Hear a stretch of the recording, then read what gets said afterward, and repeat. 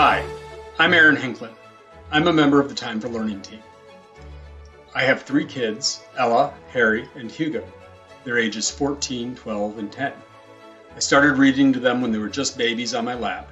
We loved the Sandra Boynton board books. We moved on to picture books like Pinkalicious and all of the Dr. Seuss books. And then Jack and Annie and the Magic Tree House got us into history. We read the Susan Wise Bauer books, as well as the Edie Hirsch books. And then they loved getting into books that eventually became movies. They loved Magnus Chase, Percy Jackson, and of course their favorite is Harry Potter. We actually have some recordings of Harry Potter, and after we've either read to them or they've read their own books for the night, they turn on Harry Potter recordings to fall asleep to. They're in middle school, and we still think it's very important to encourage their reading. Continuing to encourage a love of reading in our middle school children is essential. Not only can books offer valuable parallels to their thoughts and feelings, but it can help budding global citizens make sense of the world around them. It's why I have chosen to share my love for literature by hosting a live read-along on National Read Across America Day.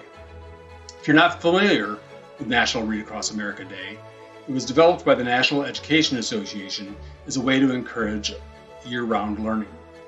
We celebrate this important fundamental skill each year on March 2nd, which is the birthday of one of our favorite authors, Theodore Geisel, also known as Dr. Seuss.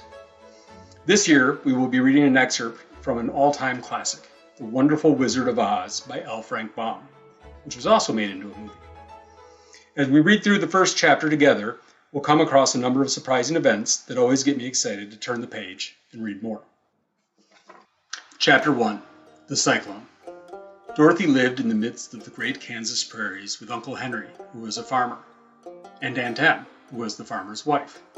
Their house was small, for the lumber to build it had to be carried by wagon many miles.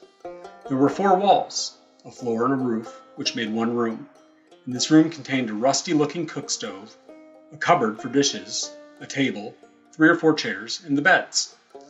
Uncle Henry and Aunt Em had a big bed in one corner, and Dorothy a little bed in another corner. There was no garret at all. A garret is like an attic. They're emphasizing how small the house is. There was no garret at all, and no cellar except a small hole dug in the ground called a cyclone cellar, where the family could go in case one of those great whirlwinds arose, mighty enough to crush any building in its path. It was reached by a trap door in the middle of the floor, from which a ladder led down into the small dark hole. When Dorothy stood in the doorway and looked around, she could see nothing but the great gray prairie on every side. Not a tree nor a house broke the broad sweep of the flat country that reached to the edge of the sky in all directions. The sun had baked the plowed land into a gray mass, with little cracks running through it.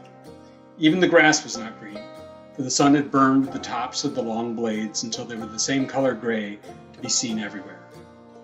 Once the house had been painted, but the sun blistered the paint, and the rains washed it away, and now the house was as dull and gray as everything else.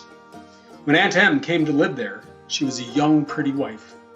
The sun and wind had changed her, too. They had taken the sparkle from her eyes and left them a sober gray. They had taken the red from her cheeks and lips, and they were gray also. She was thin and gaunt and never smiled now. When Dorothy, who was an orphan, first came to her, Aunt Em had been so startled by the child's laughter that she would scream and press her hand upon her heart whenever Dorothy's merry voice reached her ears. And she still looked at the little girl with wonder that she could find anything to laugh at. Uncle Henry never laughed. He worked hard from morning till night and did not know what joy was. He was gray also, from his long beard to his rough boots, and he looked stern and solemn and rarely spoke. It was Toto that made Dorothy laugh, and saved her from growing as gray as her other surroundings. Toto was not gray. He was a little black dog with long silky hair and small black eyes that twinkled merrily on either side of his funny wee nose. Toto played all day long, and Dorothy played with him and loved him dearly. Today, however, they were not playing. Uncle Henry sat upon the doorstep and looked anxiously at the sky, which was even grayer than usual. Dorothy stood in the door with Toto in her arms and looked at the sky too. Aunt Em was washing the dishes. From the far north they heard a low wail of the wind, and Uncle Henry and Dorothy could see where the long gray grass bowed in the waves before the coming storm. There now came a sharp whistling in the air from the south, and as they turned their eyes that way, they saw ripples in the grass coming from that direction also. "There's a cyclone coming, Em," he called to his wife. "I'll go look after the stock." Then he ran toward the sheds where the cows and horses were kept. Aunt Em dropped her work and came to the door. One glance told her of the danger close at hand. "Quick, Dorothy!" she screamed. "Run for the cellar!" Toto jumped out of Dorothy's arms and hid under the bed, and the girl started to get him. Aunt Em, badly frightened, threw open the trap door in the floor and climbed down the ladder into the small dark hole. Dorothy caught Toto at last and started to follow her aunt. When she was halfway across the room, there came a great shriek from the wind, and the house shook so hard that she lost her footing and sat down suddenly upon the floor. Then a strange thing happened. The house whirled around 2 or 3 times and rose slowly through the air.